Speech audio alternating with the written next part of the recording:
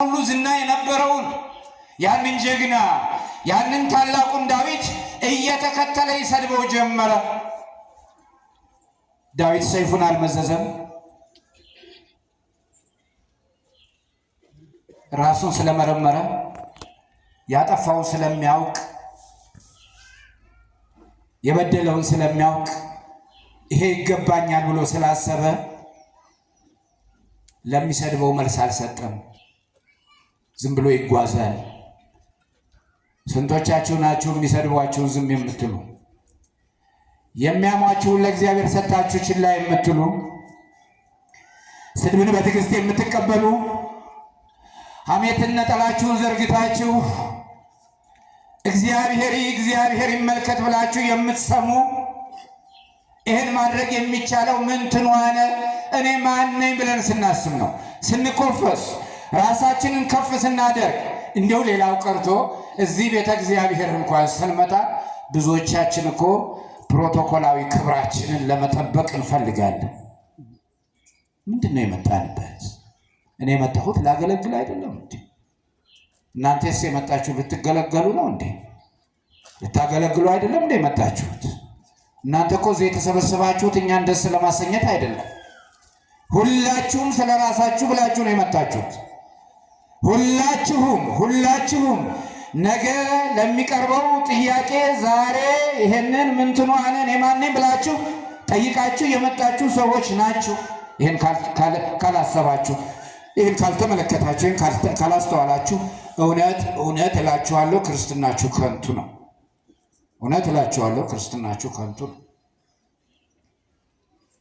አሁን በዚያ በዳዊት ዙሪያ የነበሩት የዳዊት ወታደሮች አለቆች፣ ጄኔራሎች፣ ኮሎኔሎች፣ ሻለቃዎቹ፣ መቶ አለቃዎቹ ሁሉ ምንድነው እንዴት ነው ይሄንን ንጉስ የሚሰድበው? እንዴት ነው ንጉሳችንን የሚገላምጠው? እንዴት በንጉሳችን ላይ እንዲህ ያለ ቃል ይናገራል?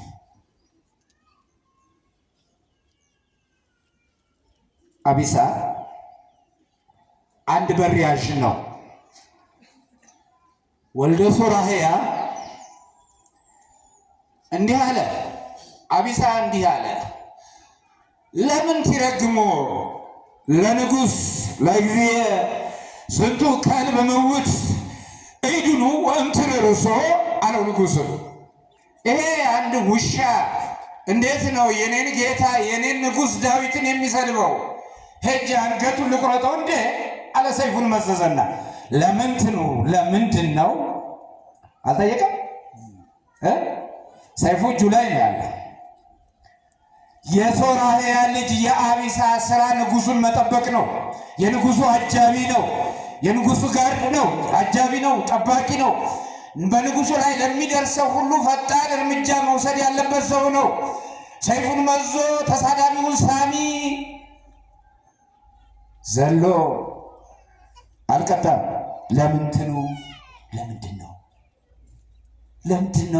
ለምንድን ነው የስድብ የመጣው?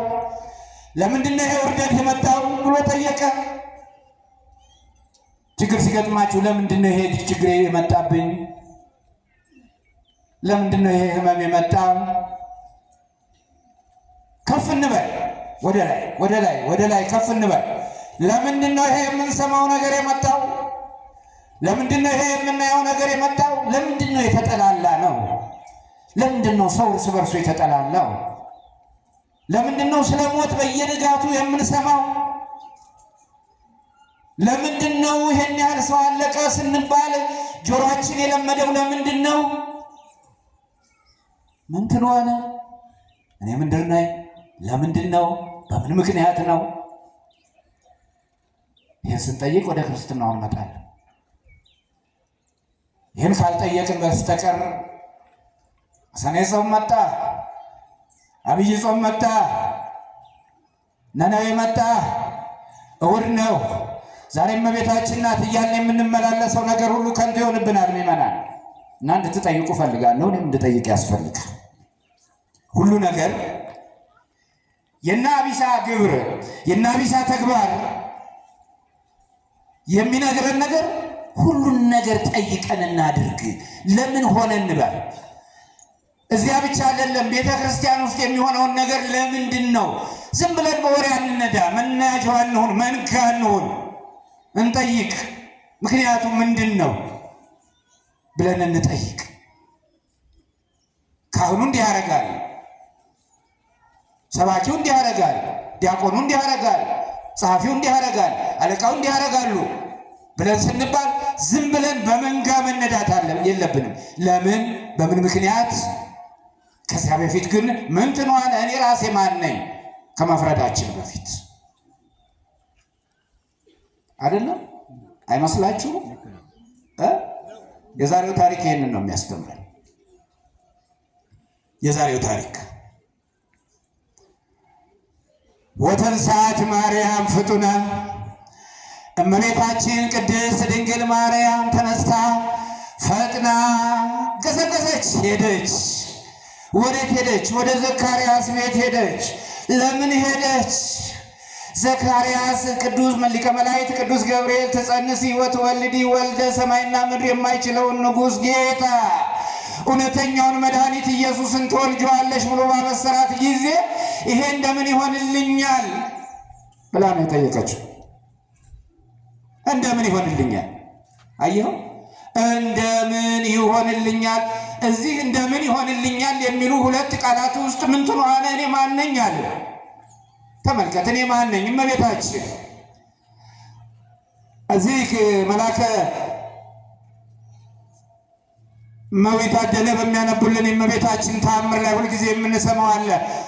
ዓለም ሳይፈጠር በፊት በአምላክ ሕሊና የነበረች ይሄ የጨቀየ የቆሸሸውን ዓለም ለመዳን ለማንጻት ምክንያት የሆነች እሳታውያኑ የሚፈሩት የሚሩዱት የሚንቀጠቀጡለትን እሳተ መለኮት የተሸከመች እመቤታችን አይገባኝም እኔ ማን ነኝ ነው ያለችው አይደለም?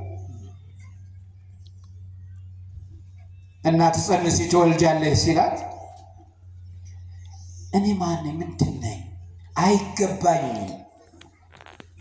ኧረ እኔ አይገባኝም። የሚገባት ሆና ሳለ